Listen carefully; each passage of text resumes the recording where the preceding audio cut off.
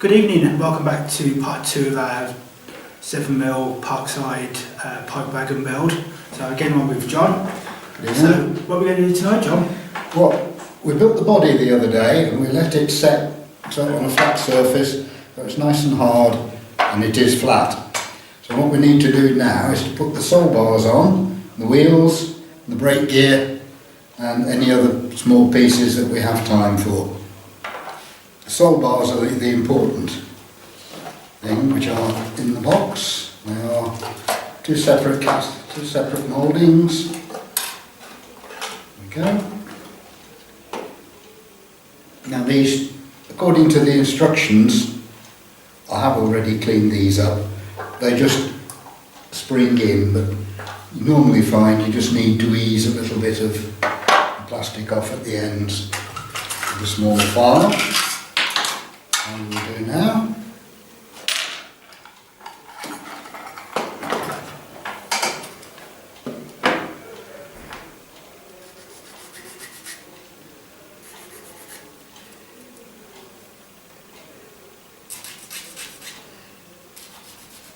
So that little projection has to go into the recess in the buffer beam. I also find it helps just to put a slight chamfer on the inside edge.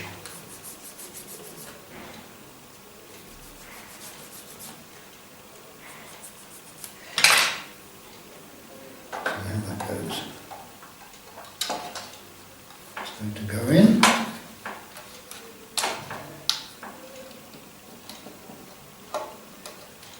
That is that end. When we straighten it, it snaps into place. We'll do the same with the other one, and then we'll put a little bit of adhesive on.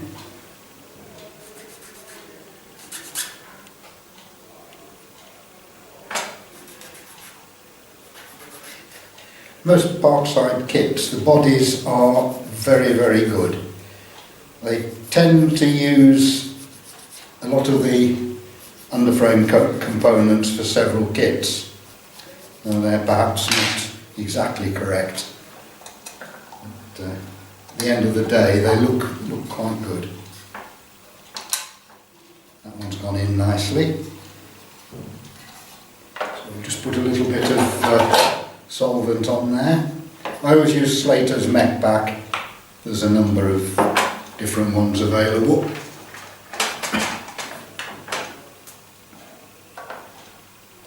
Don't be tempted to use balsa cement or any solvents in the tube, because they make an awful mess.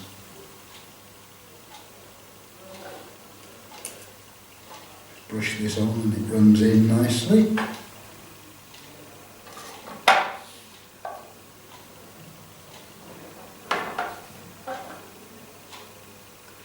Just hold that until the solvent's evaporated a little bit.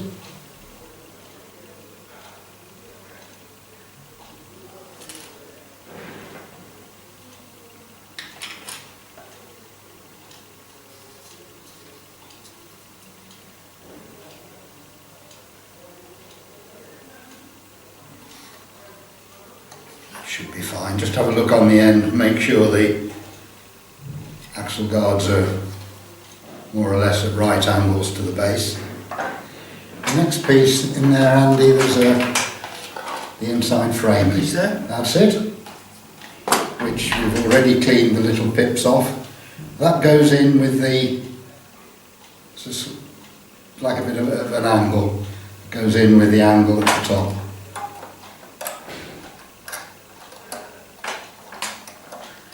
Not too sure why they bother with this, because you can't actually see it once the wagon's on the track. That's it. Press that down. And again, a little bit of solvent.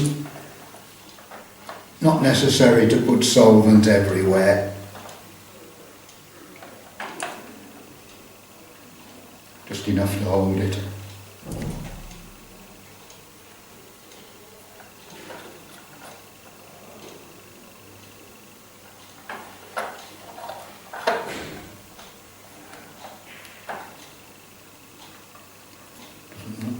down for some reason.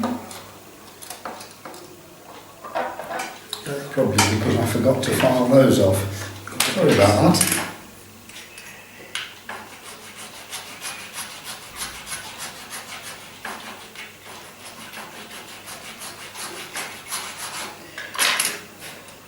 Which does actually bring home the point that it's a good idea to have a dry run.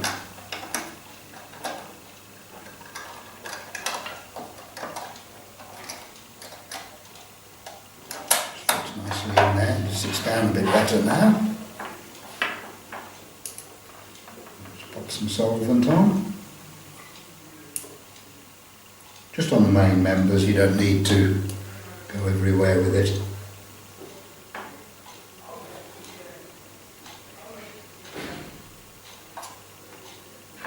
All those down. You can do, yes. And that one's sticking up a bit. I'll do the same on this end.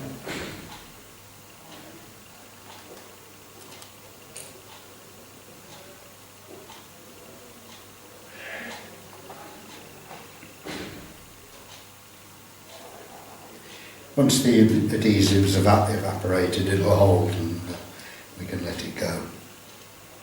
And have a look at the wheels.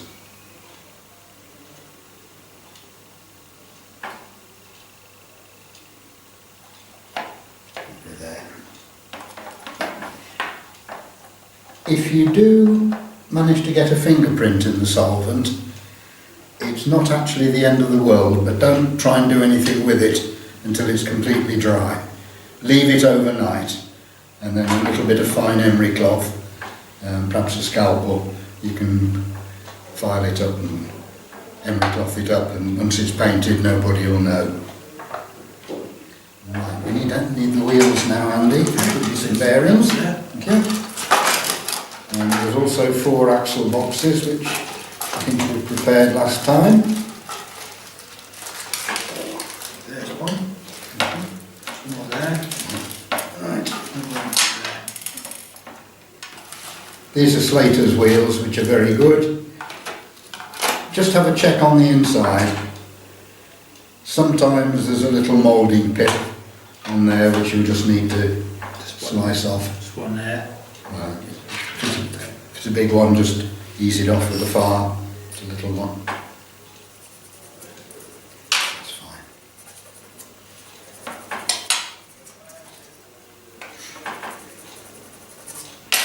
Oh, that's a big one, isn't it?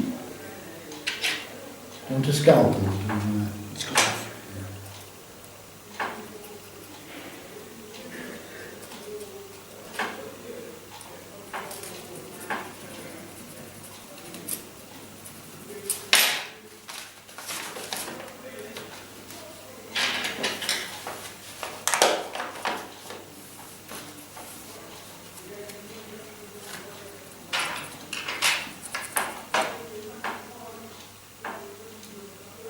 I picked the right one, obviously. Just money to scalpel on it, just to take the top off the end. This side isn't so bad, it's just one. Yeah, just shave it off. While Andy's doing that, I'll just check that the axle boxes will actually slide quite freely up and down. They do.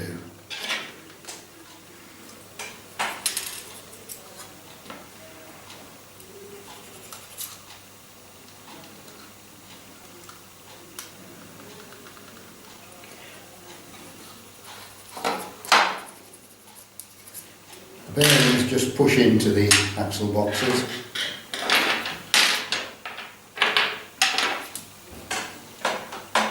Quite tight. It's as well not to push them right in at this stage, and you'll see why in a minute.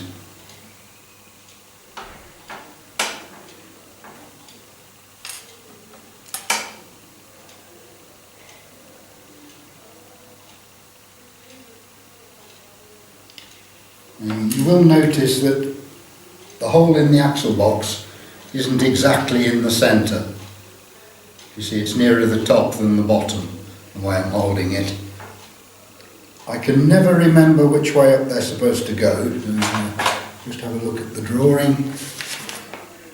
And in fact they're nearer the top than the bottom. It doesn't really matter if you get them the wrong way around, as long as they're all the wrong way around, otherwise the wagon won't sit straight. So we'll pop that one in. We'll get that one in. And this is a little bit brutal. Just need to spring it apart and get the wheels in.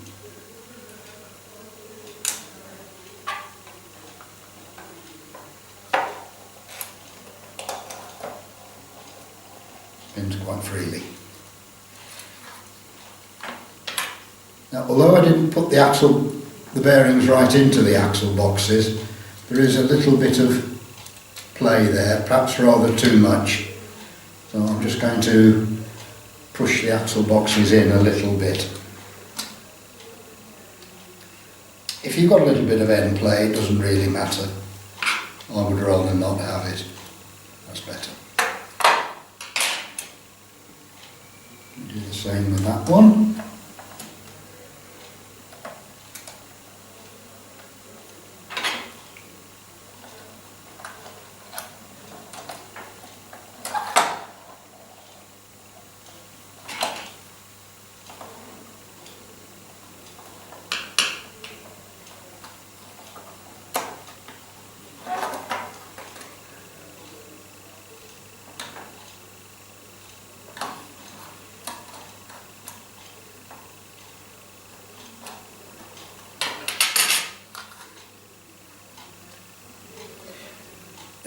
Ideally, you have it so the wheels turn nice and freely, but there's no appreciable end play. It's worth spending a little bit of time just to get it nice and level.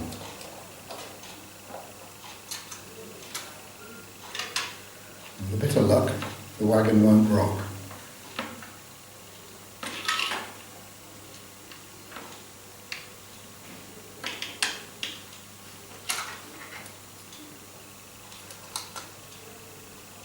This one does, because that axle box has actually slipped. I've got a little bit too much end play on there. Just correct that one a bit. There we are. Very nice. The next problem, or the next job, is to fix the axle boxes on, of which there are several supplied in the kit because they use the same parts for several wagons, so we need to refer to the instructions and it tells you which ones we need, which are those two And those two. and those two.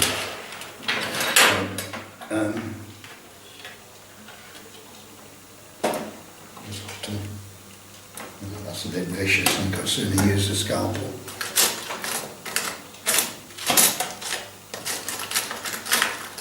You can either use a scalpel for this, or I sometimes use a piercing saw. Thank you. Do you want to do those two? I'll just press these up a bit. Just where Andy's cut through the moulding there, we'll just file that off.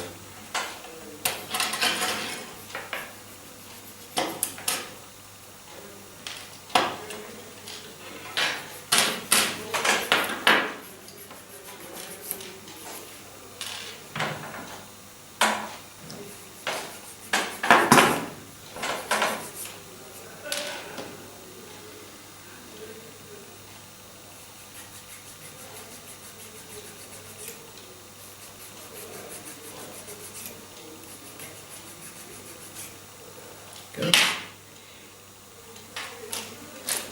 You can use that little bit of scrap polythene for the next job, which is to fix the axle boxes on using super glue, for which I always apply it's a piece of piano wire in a pin vise.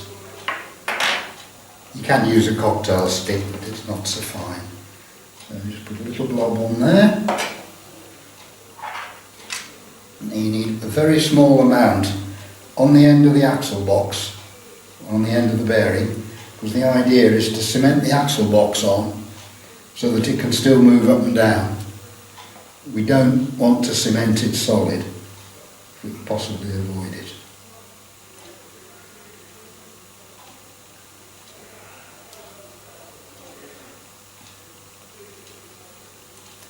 Actually, if you do cement them up, it doesn't really matter, as long as they're all in the high position.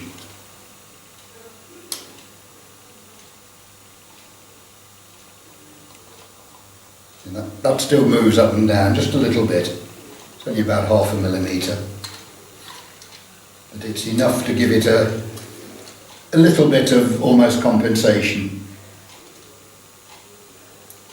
which will hopefully cope with any slightly uneven track,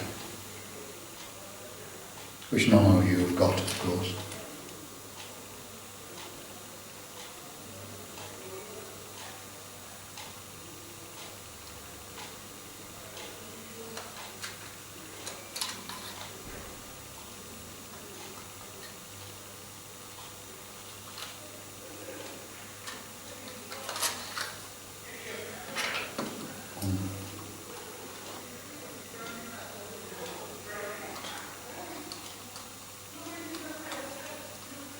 There we are. They move up and down, only very slightly, but it's enough.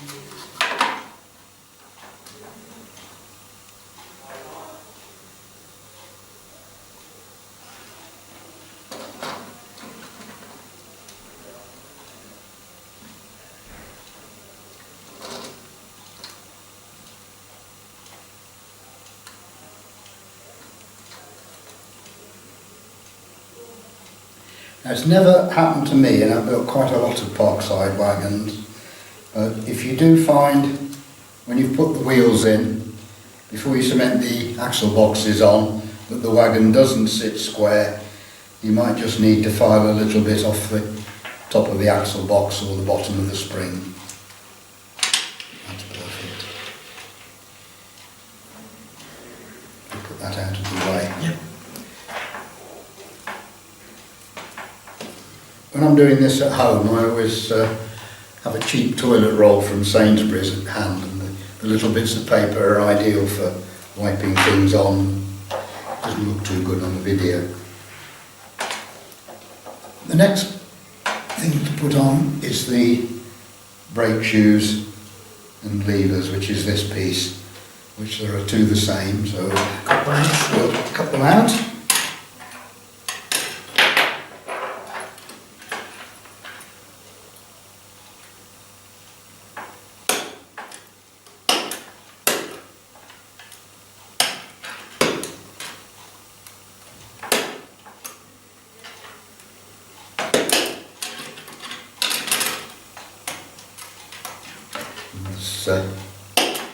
There's always a big moulding pip on the top there, which also has to be cut off.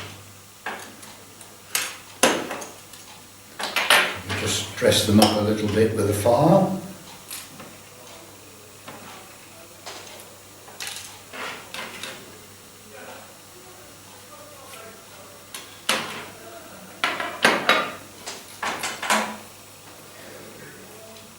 Now, this particular wagon has brake gear which can be operated from either side or by the vacuum cylinder. It's a fitted wagon.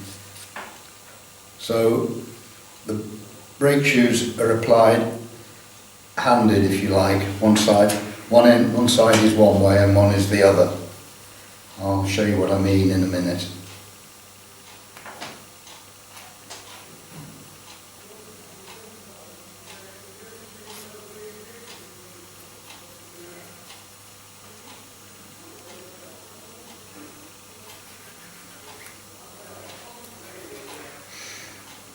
I quite like building these kits actually. It's sort of 2 or 3 evenings, fairly easy work, and then quite a bit longer to do a good decent paint job on them.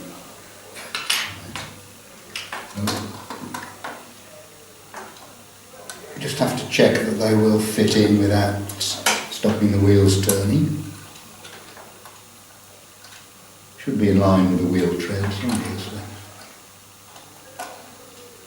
It's okay, but it would benefit from just a little bit of cleaning up, I think, with a curved file. Yeah, you want to clean the brake shoes up, and the slightly curved file is better. Really, I think we'd probably just taking the moulding flash off.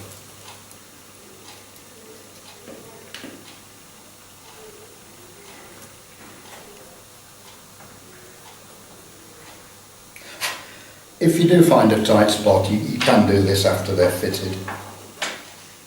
Just cut a little thin strip of emery cloth.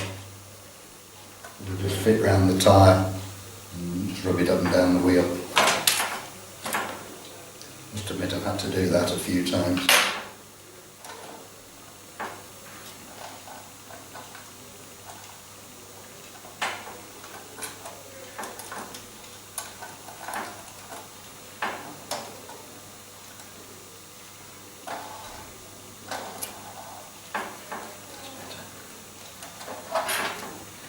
We can cement that one in.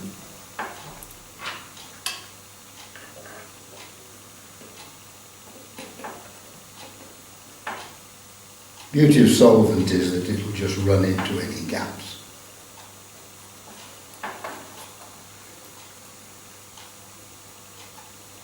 Just line them up with the outside of the wheel.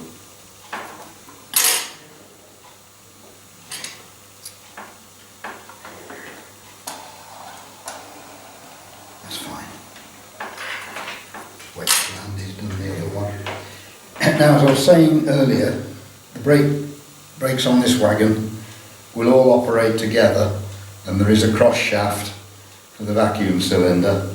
So the 2 sets of shoes are fitted the same or the opposite way round on each side. I'll just pop that in, I'll show you what I mean.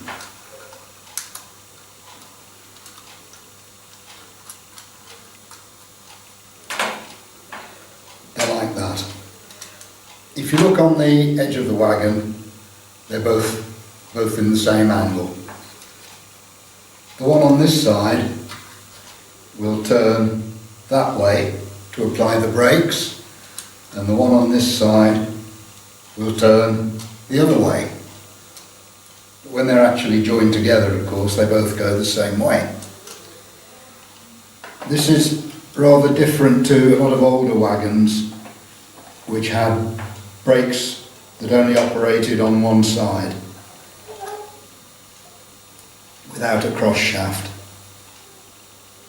See, some of the early Dapple open wagons had either side brake gear, but they put a cross shaft in to rather spoil the effect, but it was quite easy to cut out. That one's a little bit tight.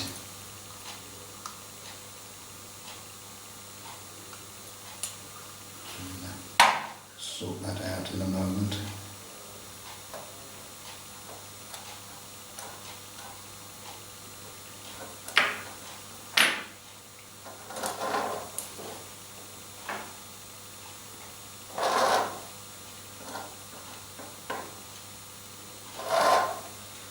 Just rubbing very slightly on the wheel. There's nothing to worry about at this stage. There are very tweezers in there somewhere. Those will do, they're not very good.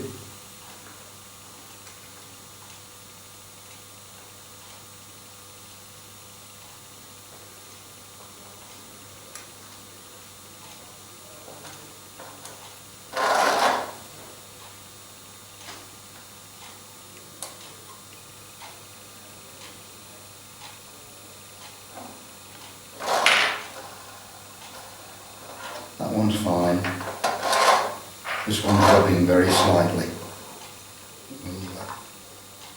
We'll do something about that once the solvent is hardened. The instructions for this wagon actually suggested fitting the V-hangers, this bit, first. It said just to put them in the middle of the sole bar. Quite how you were able to find the middle of the sole bar, I don't know. It's much easier to leave them until afterwards, then you can be sure they line up. In the kit is a piece of plastic rod to represent the cross shaft, and we just pop that through there.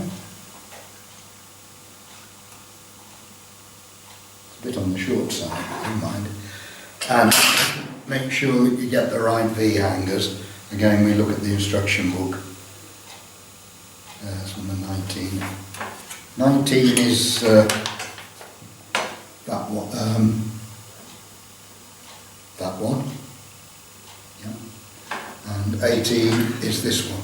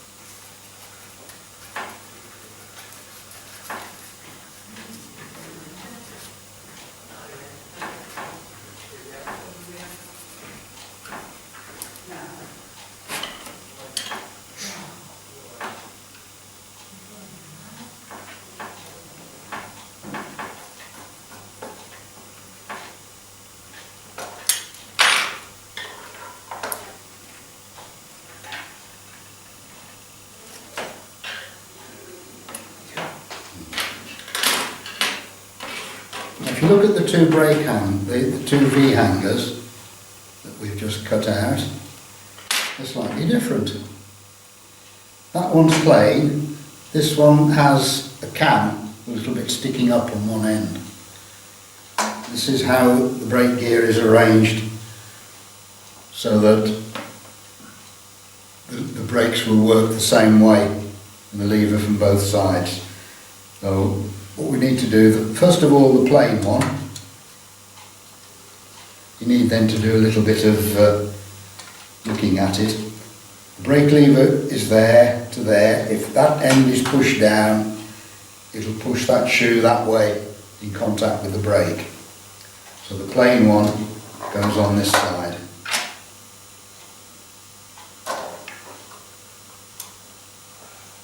Put it in.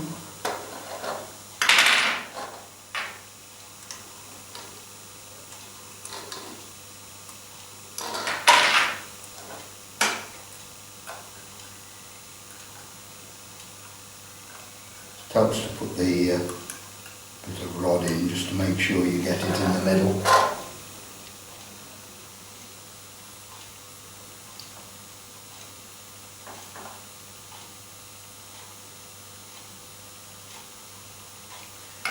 Fine, so I can fix that one. You need to look a bit like a wagon, doesn't it?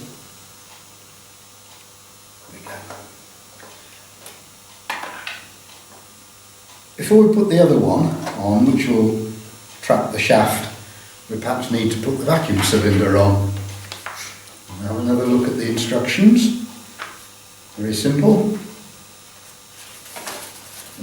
There's the cylinder. It's got two pivots, which are part 31, which are these two.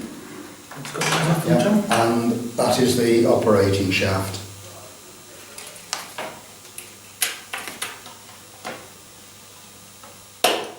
Again, just make sure there's no bits of moulding flash on.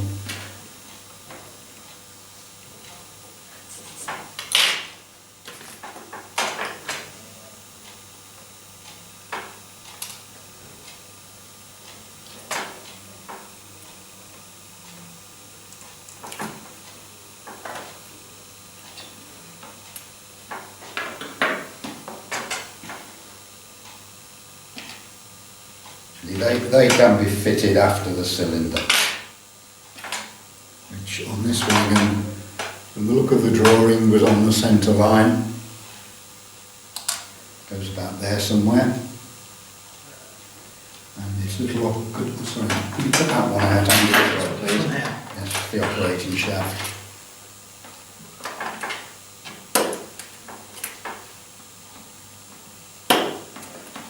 That's the important bit.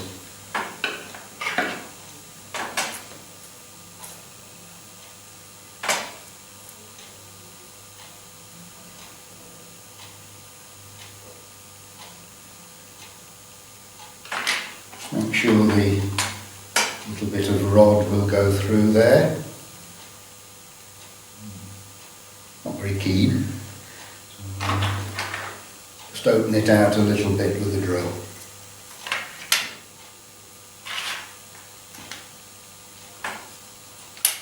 I've got a couple of very nice digital calipers. Couldn't measure it exactly, but that looks about right. It's just as easy to do it by eye.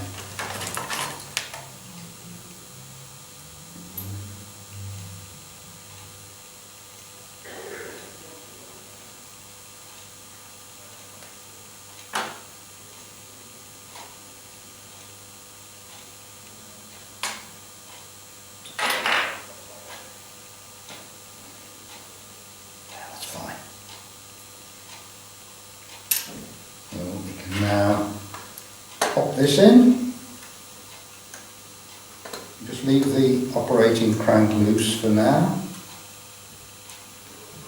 You can put the other brake, the other V hanger on.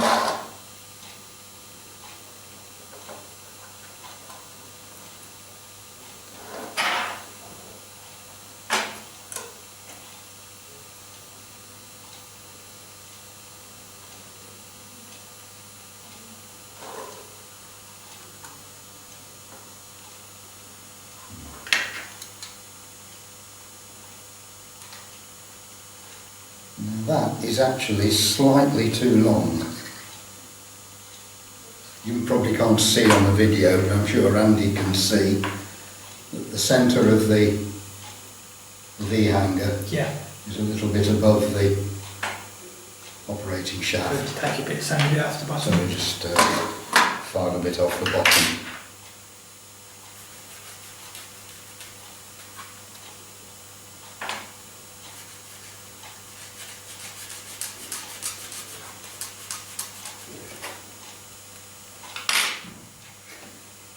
So if we'd cemented that on, as they suggested in the instructions, we would have been able to do that.